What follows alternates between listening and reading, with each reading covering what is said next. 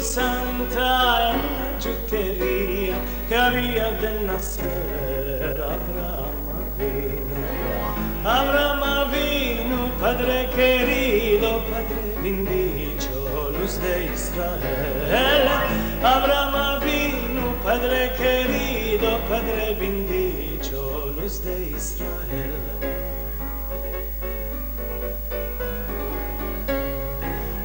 Mujer de Terach quedó preñada, de día en día él le preguntaba: ¿de qué tenés la cara tan demutada? Ella ya sabía el bien que tenía. Abraham vino, Padre querido, Padre bendicho, luz de Israel. Abraham vino, Padre querido, Padre bendicho, luz de Israel.